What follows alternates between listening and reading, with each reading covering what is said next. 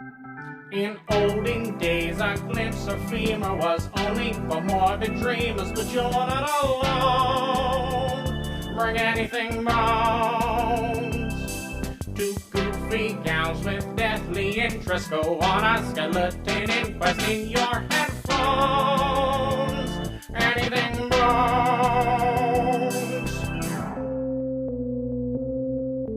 Hello and welcome to another episode of Anything Bones. I'm Sophie Schwartz. I'm Katelyn Hart. And this is the show where we talk about bones and bone-related topics. How are you? I'm pretty good. How are you on this lovely day off? I'm doing good. I'm thinking about how I'm not laboring on this beautiful Labor Day. Good. Yeah, me neither. Did I tell you that my scarf is now the size of me? The scarf you're knitting? Yeah, my quarantine scarf. I've been knitting a scarf since I think the beginning of quarantine, but it's become my quarantine scarf. But it is now at least 5 feet and 3 inches, which is the height of me. I love it. So yeah, if you tried to, I was like, you should show me, but then if you tried to show me, it would take all day. It would take all day. Can't handle it.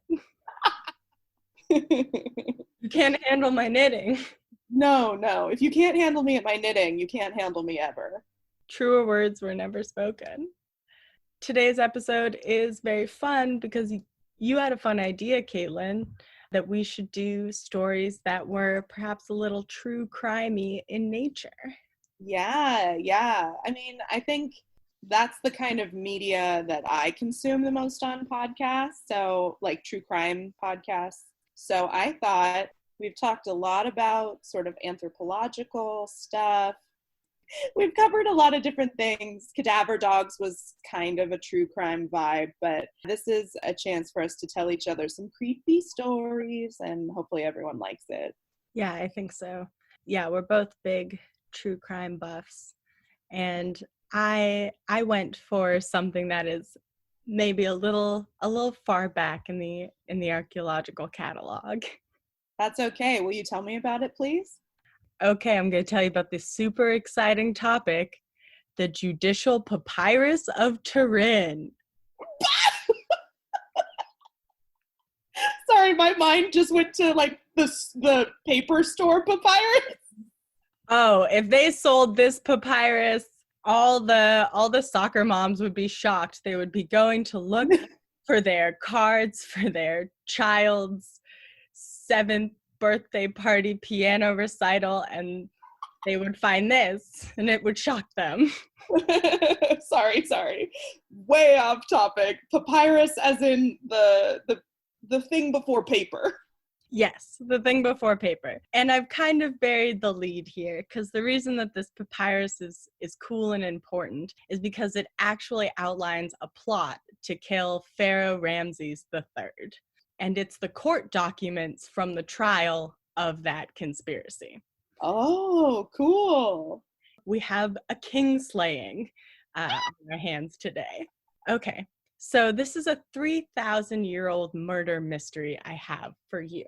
So this papyrus first showed up in like the early 1800s in this antiquities market in Luxor, Egypt, which is kind of a place where people went to kind of trade in antiquities. Some of it a little bit stolen, some of it legit. But so this papyrus was cut into multiple pieces and was later assembled and found to have this story in it of this plot to kill Ramses III. So it became known as the whole thing together, all the pieces, became known as the Judicial Papyrus of Turin because it's usually kept in Turin and it's judicial. Call it like it is. Yeah, I mean, don't name it something weird. It turns out this papyrus is all court documents, and there's a section of it that describes this plot. The conspiracy was said to be led by one of the pharaoh's lesser wives named Taia, who wanted her son Pinto to be the Pinto heir to the throne. Now, for a very long time, people were unsure if this plot actually succeeded because these people were caught, and there were 39 people who were convicted for high treason, and some of them were disfigured as a punishment, and others were forced to commit suicide. But the papyrus kind of leaves it unclear whether or not they actually killed the pharaoh, you know? Huh. Because, like, from this point on, like, Ramses III kind of vanishes from the historical record a bit. But they don't specifically say, and you killed the pharaoh and he is dead now. Right. Yeah, because it's not like a court now where it's like, here's what you're being charged with, and you're getting first-degree murder in the harem degree. I don't know. There's just no mistaking what you're in court for now. Yes. But back then, I think it was a little fuzzy. One of the things that makes it fuzzy, and I'm going to maybe touch on this a little bit later, was that there's like testimony like from Ramses beyond the grave. Okay. With the Ouija board. Yes, with the ancient Egyptian Ouija board that they had. Oh my God, where is this going? Yeah, that part is interesting. That's something that I heard.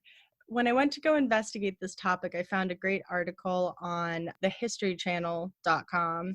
I also, of course, looked to Wikipedia, but my main kind of source for this was the episode The Harem Conspiracy from the podcast Overheard National Geographic, because they outline this whole plot and they talk about the mummy, which we're going to talk about later. And they have two really great guests, archaeologist Susan Redford and Sashir Salim, paleoradiologist.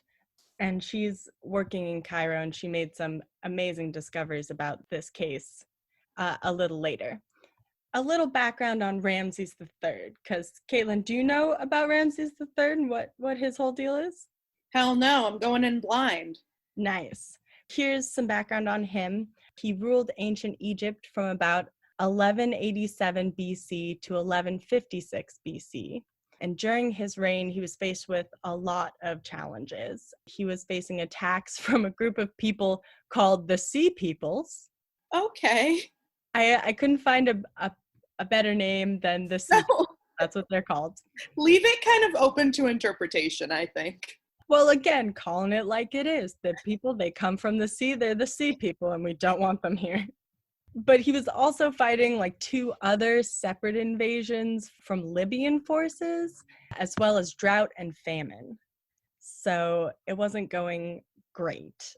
He tried to focus on restoring cultural and religious sites and also encouraging trade. But the economy just kind of was in the toilet for Egypt at the moment. And so laborers weren't getting paid very well. So during his reign, there was actually the first recorded labor strike in history when Egyptian workers were like, we're not getting paid enough. We're not going to keep building your shit. Goodbye. So happy Labor Day. Yeah, good for them. Egypt is not super happy with their pharaoh at the moment. That's where we're at. But now I want to talk about his wives, the harem. So the pharaoh had many, many wives. And the reason that he had a whole harem of wives was because they had to ensure that he had an heir to take his place, right? So the best way to do that is to make as many heirs as possible, right? They lived in their own section of the palace, or even their own structure entirely. And they had their own hierarchy within themselves as well, these wives. There would be like a grand royal wife, and then there would be lesser wives who could still produce heirs but weren't thought to be as important or powerful as, head wife in charge. That sounds like a living nightmare. I mean, I think in some ways it was, and in other ways they were kept so separate. And the woman, Susan Redford, who was interviewed on the podcast, was saying how they almost had their own economy. They had their own community and they were producing heirs for the pharaoh, but they also had their own stuff going on and their own political movings within that, because it was their job to produce people to protect the dynasty.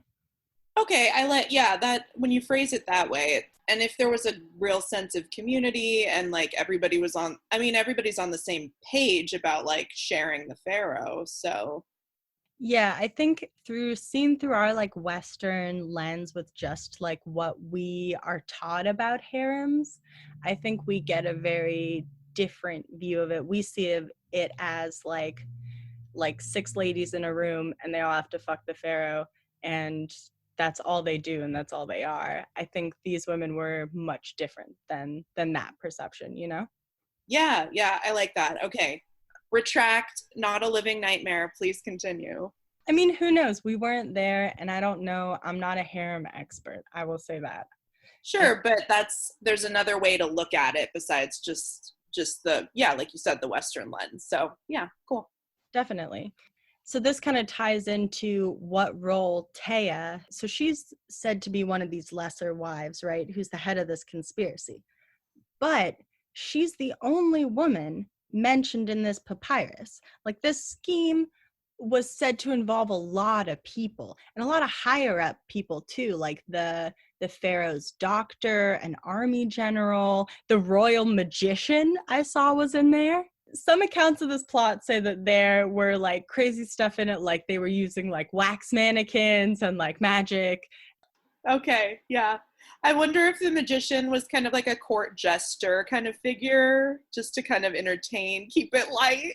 I mean, you got to keep it light in ancient Egypt, but I think he could also have had maybe some sort of, I'm not an expert on ancient Egypt, but like there's priests, and then I think there's magicians, and I think there's a kind of a bit of a blurring of like religion and magic kind of in this time.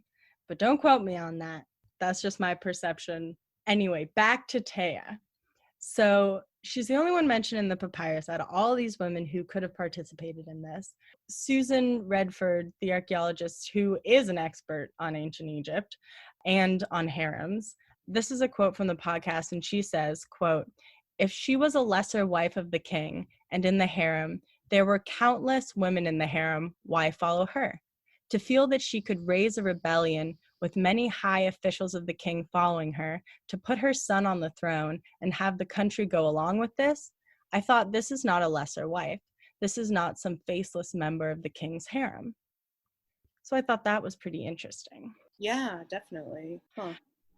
So we know that this plot goes through and these people get caught, but there's no confirmation that they killed the pharaoh, right? So time goes on, and in the 1960s, they actually find the body of Ramses III, right? And he's in there with a bunch of other royals. He's found in a tomb with a bunch of other royals who are mummified nicely. He's mummified like impeccably. But there's another mummy in there that is referred to as like the Screaming Man. Our favorite YouTube mortician, Katelyn Doty. Yeah. I'd like to think a friend of ours, though she doesn't know it yet. We can only dream. Yeah, but she kind of explains that in death, you don't do anything about it. You know, your muscles relax and your jaw will drop. So just by the nature of nobody setting it just open like that. Yeah. And this other mummy is done very poorly, like total rush job. He's like sprinkled with salt and wrapped in a sheep's skin, which on the podcast they lead us to believe is not a respectful way to like bury someone in this time. That's throwing shit on this person. Wrap them in a sheep's skin and throw them in there, whatever. Yeah, disrespectful, or like they got a cheap mummy guy that day. Yeah, they got the bad mummy guy that day. They were like, oh, we got one more to do. Let's just wrap him in there and throw him in there. But another thing about this mummy that's really interesting is that he had his brain and all his organs. Oh, well, isn't that supposed to be the point? Like you take all the organs out and... Yeah. I mean, it's not the point, but the point is to preserve this person. But in order to, somebody missed that part of school. They either missed that part of school or they intentionally didn't do it. So in the 60s, they did x-rays of these mummies, And x-ray technology was not as great then, and they didn't unwrap it. They just kind of x-rayed it. It seems that this mummy, the body of Ramses, it doesn't have any wounds to the body. It seems like a natural death.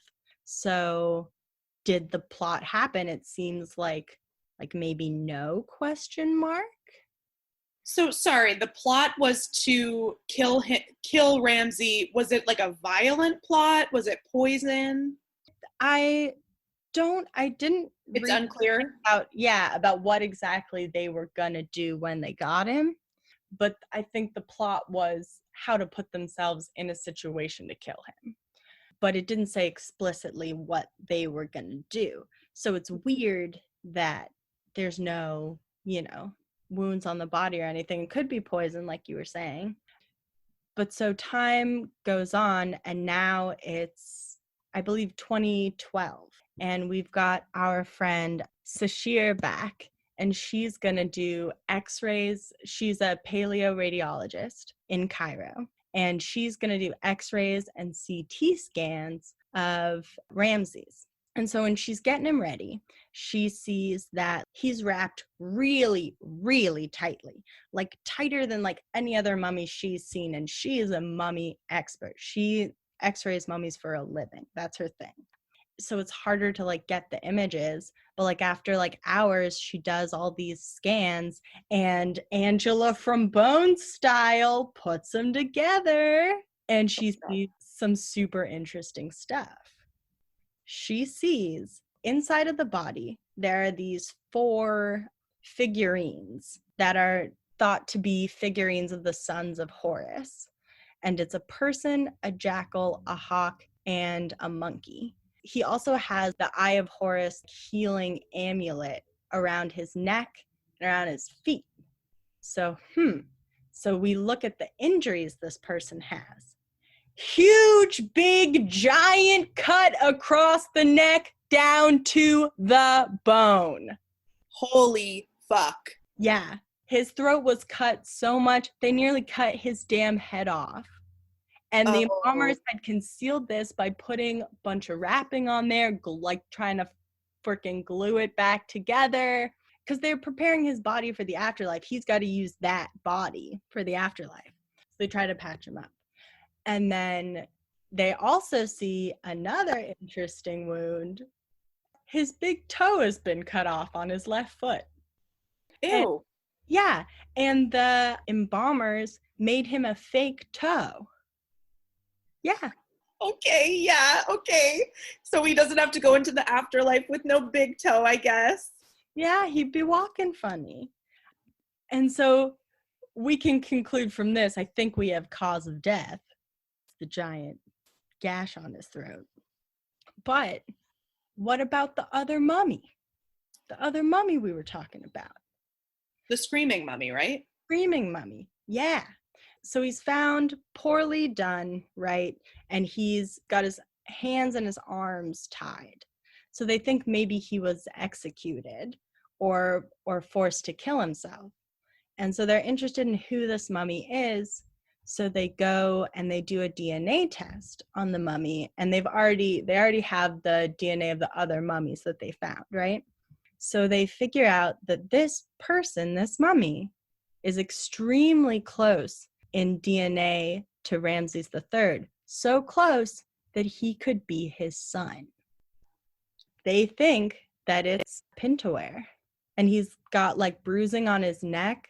So they think that maybe he was forced to hang himself, and then they embalmed him in a disrespectful manner and threw him in with his dad. Whoa. That is insanity. Right? Yeah. Whoa. Okay.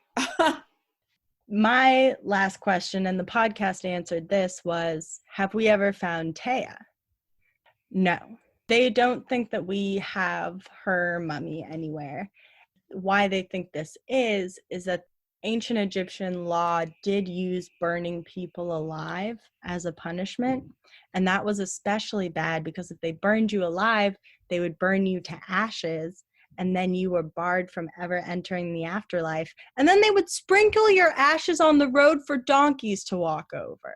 Oof, that is rough. Oh, God. I just wonder, that's so crazy. So that could have happened, and they just think maybe there just was no record of that because it just was kind of a normal thing that happened back then. Yeah, either there's no record of it, or we, we don't have the record of it. They talk a little bit on the podcast about how in one of Ramses' temples, there's this first relief that shows Ramses, and he's got his two like senior sons with him, like sitting kind of next to him. And then there's another relief that they think was made afterwards. That's Ramses, and he's got one of the sons with him, but the other son has been replaced. And so they think that Pentawat was the son that had been replaced in the relief. Interesting. Yeah, like he just maybe was involved in the plot and fell from grace. Or forced to kill himself, or just was seen as such a threat after the plot that they couldn't have him challenging the other heir, Wow, that's crazy. So that's the murder of Ramses III. Wow, crazy. Ancient craziness. So if you keep your body good, your murder can still be solved 3,000 years after you died. Wow, don't miss any days at mortician school is the lesson I get from that. So you think Pentawats and bombers were just like, I'm a do a hack job on this one? No. I mean, at the beginning, yes, but I think it sounds like it was purposeful to embalm him that way. So he had to go into the afterlife with just a shitty body. Yeah. Ugh. Yuck. I guess that's what you get when you plot to do a murder. Yeah, especially a murder of your dad. That sucks. I hope he didn't do that. No, I don't know who actually did the darn thing. Mystery. Yeah, we may never know. All right, you ready to hear about this crazy story I'm about to tell you? Yes, fuck yes. I'm going to tell you the story of woman serial killer Leonarda Cianciulli, or Cianciulli. Have you heard of her? Possibly, but I'm really excited. Cool. I don't know if I'm saying her last name right. There's a little trigger warning in my story about rape. We're going to jump forward in time, and we're going to go to Italy in the late 1800s, possibly 1893. We don't quite know when she was born. Leonarda was born around 1893. What we do know about her is that she was a product of rape. Her mother was raped, and it gets worse. In order to save her image, her mother was forced to marry her rapist. God, that makes me so angry, so deeply inside. Yeah, it's disgusting.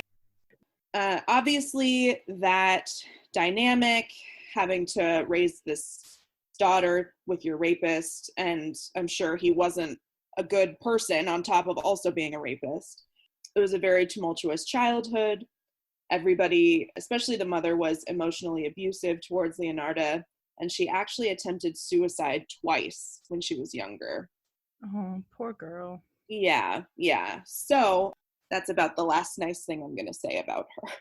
Oh, by the way, my sources were an article from Medium, Murderpedia, and there was also a video from this YouTuber, Georgia Marie. She's this lovely, English woman who does videos about murderers and serial killers. Check her out. I'd never seen a video of hers before, and she seemed very smart. So anyway, here we go. In about 1914, Leonarda marries a registry office clerk named Raphael Pensardi. She went against her horrible parents' wishes for this one because they wanted to marry her off to some rich guy so they would be taken care of in their old age. She said, fuck that, and married kind of a more lower status clerk named Raphael. And at this point, Leonarda claims that her mom cursed them and their marriage. She also, at some point in her early life, went to a fortune teller who told her she would marry and have children, but that all of her children would die. That's a bummer. Hello, Game of Thrones. Yeah. It's very Game of Thrones. Apparently, she also visited another fortune teller. I think she did this a lot, and was told by the fortune teller, in your right hand, I see prison. In your left, a criminal asylum. Whoa. Oddly specific, but Leonarda actually wrote a book. So I have some quotes from articles from the book. I tried to find the book, like I Googled it. It's called An Embittered Soul's Confession. Great title. Yeah, I know. I looked that up, and I mean, I only looked at it for like a second, but I couldn't find a way to like get the book. So I don't know if it's still in existence. It seemed like there might be a song of that title, so I don't know. Oh, she's got fans. Maybe. Over the course of her marriage, Leonarda got pregnant 17 times. Oof. Yeah. Ouch. 10 of those children were born and then died in infancy. There were 3 miscarriages. So 13 didn't go, of the 17 pregnancies didn't go well. And then she ended up having 4 children. Ooh, those are devastating odds. Yes. Of course, with that warning from the fortune teller, she was super, super protective of her 4 children. In 1927, we know that she was convicted of fraud and spent a little bit of time in prison.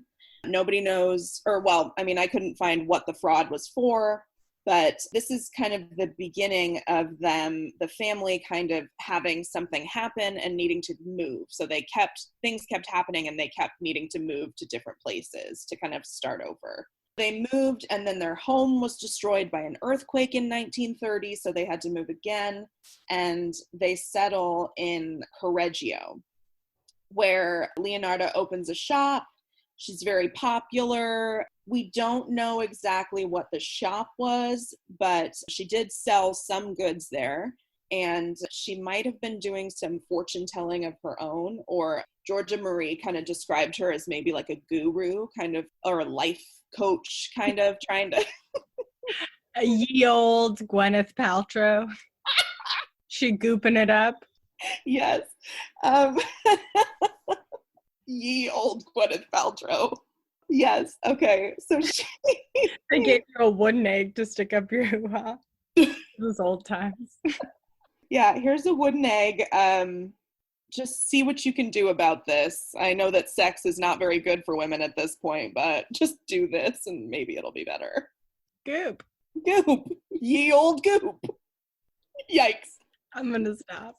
So she's got this shop, and then in 1939, World War II comes, and her oldest son, Giuseppe, is going to enlist, or, I mean, I think it was pretty much expected that every able-bodied man would enlist for World War II in the Italian army. And Giuseppe was her oldest child, meaning he was, after however many miscarriages and babies dying in their infancy, he was the first one to survive into like adulthood. So she was very protective of him. Obviously didn't want him to go to war and go die.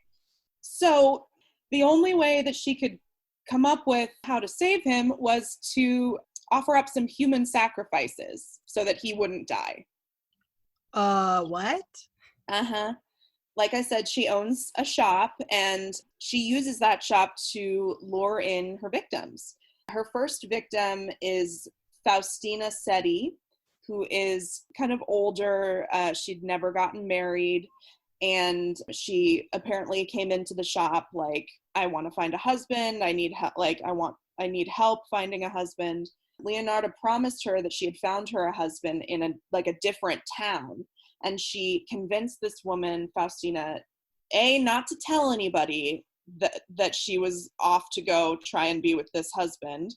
And B, she also convinced her to write letters ahead of time that would be mailed from this other town to her family members, saying, yeah, I've met somebody, everything's good, I'm gone now. Don't come looking for me, AKA. So she's convinces this woman to move to a different town, and on the last day of her, before she's supposed to go out of town, Faustina comes to say goodbye to her friend and gets some wine that has been drugged, and then she gets murdered with an axe. Wait, by our gal? Yeah, by Leonarda, by the shop owner. Damn. The writing the letters beforehand is particularly like, oh, that gives me the heebie-jeebies. Like, Mm-hmm. anyone ever asks you to do that. Yeah. So she clearly thought this through, like, fully, and chose somebody purposefully because she didn't have a family, wasn't, had nobody around her that would miss her, or anybody that she would be missed by was going to be sent a letter that saying, like, don't come after me, I'm fine, I'm happy in a different town. Yeah, and she couldn't tell anybody that she had a connection with this lady who was setting up the marriage. No, because Leonarda had convinced her not to say anything, also to keep it a secret until she sent these letters when she was in her perfect happy life. So we've got a quote from an embittered soul's confession about this first murder. This is from the Medium article, but this is, according to them, it's a quote from her book. Quote, I threw the pieces into a pot, added 7 kilos of caustic soda, which I had brought to make soap, and stirred the whole mixture until the pieces dissolved in a thick, dark mush that I poured into several buckets and emptied in a nearby septic tank. As for the blood in the basin, I waited until it had coagulated, dried it in the oven, ground it, and mixed it with flour, sugar, chocolate, milk, and eggs, as well as a bit of margarine. Kneading all the ingredients together, I made lots of crunchy tea cakes and served them to the ladies who came to visit, though Giuseppe and I also ate them. End quote. Leonarda, no, why? Leonarda, please. Mm-hmm. So, cookies? Blood cookies, yeah. She made blood cookies and she fed them to people in the town, and she and the son that she was trying to protect ate these cakes, apparently. Oh, that's... Unknowing cannibalism is one of my least favorite things. Oh no, it's nasty. I'm getting some Sweeney Todd vibes from this story, for sure. Yes, hardcore. Second victim was a woman named Francesca Soavi. I'm probably saying that wrong. I'm not Italian. This woman was coaxed in with promises about getting a job in another town. So again, she was convinced not to tell anybody about it. Probably she wrote some letters or postcards or something. And on her last day, she went to say goodbye to her guru or whoever that set this up, drugged with wine, murdered with an axe. That's right. Not as much is known about this second victim, but then her third and final victim was named Virginia Casipo. Sure. And this woman was apparently a semi-popular singer, or had been at some point. So Leonarda actually made a little bit of a mistake with this one. It was a similar story, though. Virginia was promised a job in another town. I guess she wanted to get out of her current life and just kind of start over. And like Leonarda's first 2 victims, she ended up being drugged with wine and murdered with an axe. This is another quote from the Medium article that is apparently from Leonarda's book about Virginia. Quote, she ended up in the pot like the other 2. Her flesh was fat and white. When it had melted, I added a bottle of cologne, and after a long time on the boil, I was able to make some of the most acceptable creamy soap. I know. I gave bars to neighbors and acquaintances. The cakes, too, were better. That woman was really sweet. End quote. Holy shit.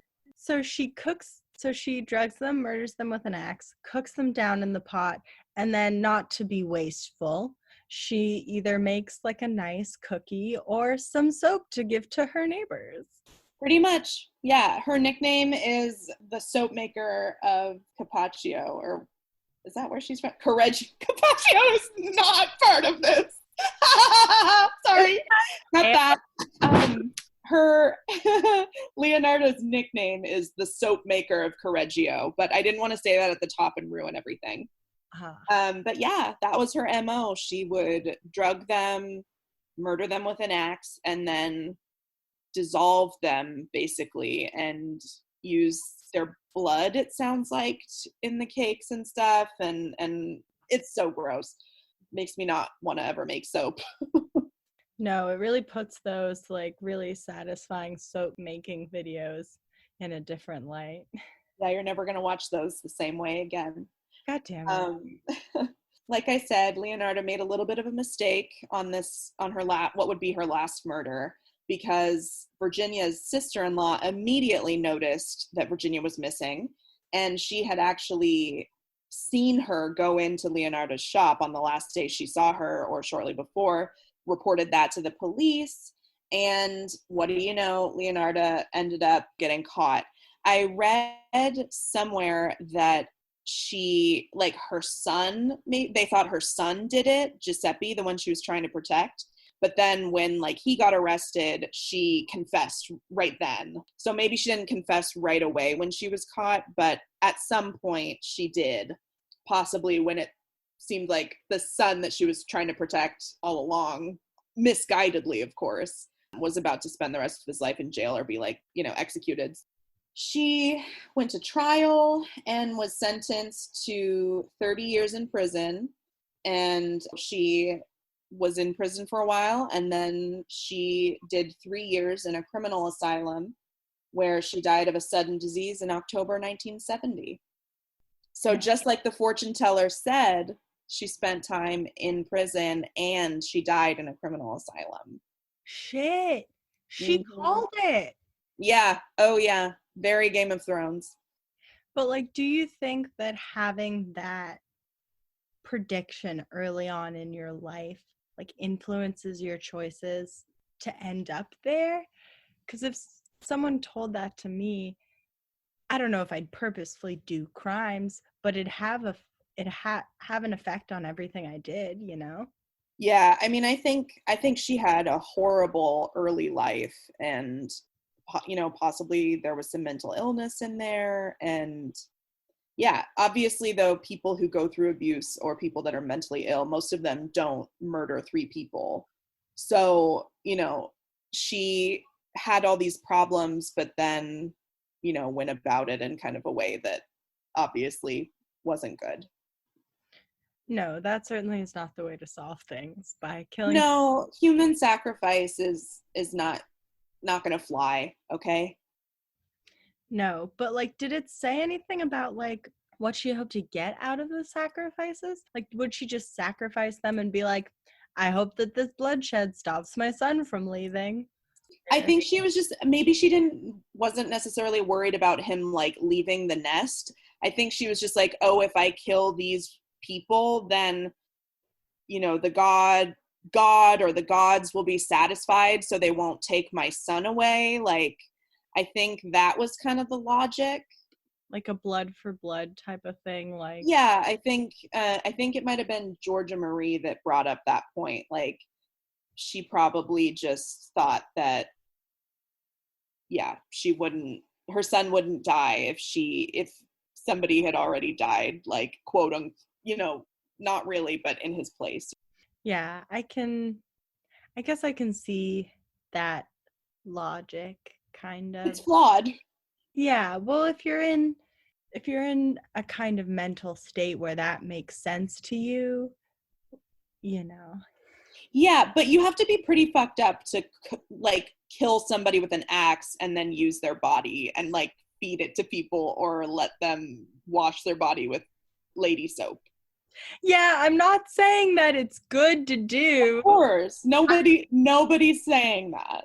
I'm just saying I understand how someone could get to a place where they believed that would help them somehow, I guess. The brain can take you to some wild place, dark and wild places. Yeah. I also want to point out that she lived through the 1918 pandemic. That's because she was born in the early sometime in the 1890s and died in 1970. So she lived through a pandemic. We're living through a pandemic also. Little point of connection.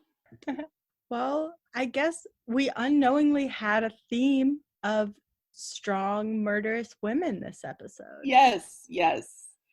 Yeah, we had Taya, the quote, lesser wife. And then we had Leonarda, the soap maker. Yep. Don't use her soap, though. You will regret it. Well, I had so much fun doing this episode with you. We should do more archaeological true crime, history true crime stuff. Anything bones. So we gotta just talk about everything. Everything and anything bones. Yeah, let's change the name, actually. No, not again. Okay, you're right. Okay. Well, thank you everyone for listening. We'll talk to you soon. Have a good day. We'll see you next time. Love ya. Bon voyage.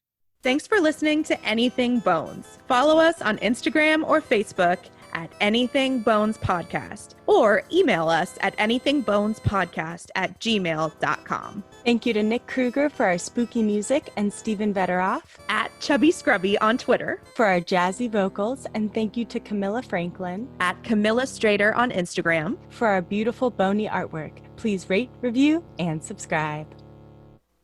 Bones!